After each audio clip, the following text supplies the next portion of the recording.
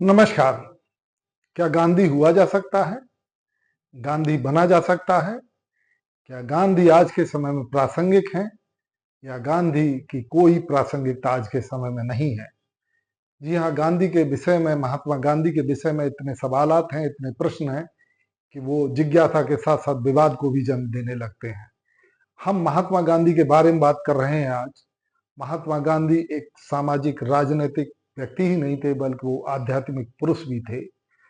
गांधी ने जो सिद्धांत दिए, सत्य और अहिंसा, वो इतने मजबूत शस्त्र थे कि उन्होंने ब्रिटिश सरकार को मजबूर कर दिया कि वो उन्हें आज़ादी दें या देश को आज़ादी मिले। बहुत लोग ये भी कह सकते हैं कि उनके ही प्रयास से केवल आज़ादी नहीं, बल्कि बहुत महत्वपूर्ण तरीके से क्रांतिकारियों ने जो भूमिका निभाई, उससे हमें आज़ादी मिली। हम इस विषय पर नहीं जाएंगे, लेकिन बात करेंगे हम उन सिद्धांतों की जिन्होंने गांधी को गांधी बना दिया और विश्व में स्थापित कर दिया। आश्चर्यजनक बात है कि सत्य एक ऐसा तथ्य है, एक ऐसा फैक्ट है जो समय और स्थान से परे है, जो चाहे छोटा हो या बड़ा, छोटा देश हो या कोई और देश, सबके लिए उसका सामना करना पड़ता है। ब्रिटिश सरकार को भी ये समझ में आ गया कि सत्य जो इन्होंने अपनाया है, जो तरीके दिए हैं, उससे उसे ज्यादा समय तक हम इग्नोर नहीं कर सकते और भारत को आजादी देनी हमारी मजबूरी होगी। इसी तरीके से अहिंसा एक ऐसा कदम था, आंदोलन था। अहिंसात्मक रूप से उन्होंने आंदोलन करने की लोगों को सीख दी और ब्रिटिश सरकार को लगने लगा कि इनको किसी दंड से, किसी भय से हम डरा नहीं सकते और मजबूरी उनकी बात सुनने का हमारा प्रयास होना चाहिए या हमें सुननी पड़ेगी उनकी बात।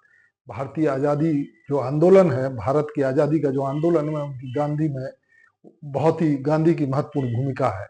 गांधी का सिद्धांत है जो आज भी उतना ही प्रासंगिक है, जिसको कह सकते हैं हम the mean justify the end, यानी कि जो साधन हैं जो हम अपनाते हैं किसी भी काम में, यदि वो अच्छे होंगे तो हमें उसका परिणाम अच्छा मिलेगा और यदि वो गलत होंगे तो उसका परिणाम गलत होगा।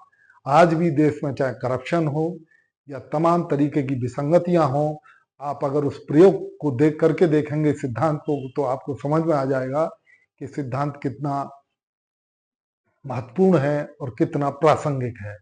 जी हाँ, इसी तरीके से गांधी ने ट्रस्टीशिप का सिद्धांत दिया और ट्रस्टीशिप का सिद्धांत एक ऐसा सिद्धांत है जिसमें उन्होंने कहा कि अपने जीवन काल में यदि कोई व्यक्ति अपनी संपत्ति अर्जित करता है, उसको उपभोग करने का सिर्फ उसका अधिकार अपने जीवन तक है। उसके उपरांत उसका संपत्ति का जो मालिक होगा वो समाज होगा, ट्रस्टी होगा वो समाज होगा।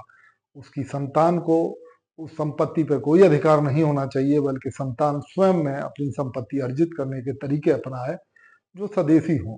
इसी तरीके से स्वदेशी आंदोलन को भी उन्होंने जोर दिया और एक ऐसा शस्त्र माना कि इससे देश के कुटीर उद्योग हैं या फिर बड़े उद्योग हैं, उनको आर्थिक विकास में महत्वपूर्ण भूमिका मिलती है।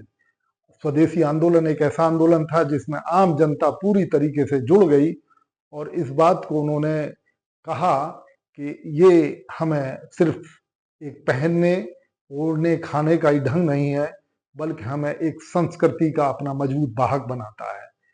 बड़ी रोचक कथा है कि जो प्रधानमंत्री ब्रिटिश के थे, चर्चिल, उन्होंने गांधी को अधनंगा फकीर कहा और ये माना कि ये देश की आज़ादी के लिए एक तरीके का उज्जवल भविष्य नहीं है।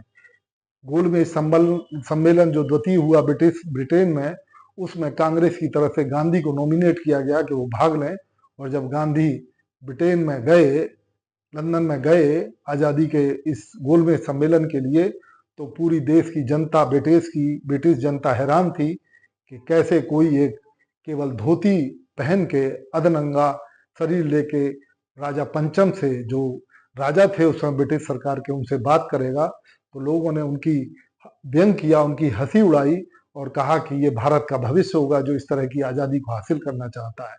जी हाँ, बड़ी रोचक कहानी है। लेकिन गांधी ने कहा कि जब मेरी देश की जनता को पूरे शरीर पर वस्त्र पहनने के लायक नहीं छोड़ा है आपने या ब्रिटिश सरकार ने, तो मैं कैसे पूरे वस्त्र पहन सकता हूँ। इस तरीके से उन्होंने ब्रिटिश सरकार के जो जो तरीका था, जो आर्थिक साधनों को हस्तगत करने का तरीका था, उस पर गंभीर चोट की और इस बात के लिए मजबूर किया कि उनको आज़ादी अंततः देनी चाहिए।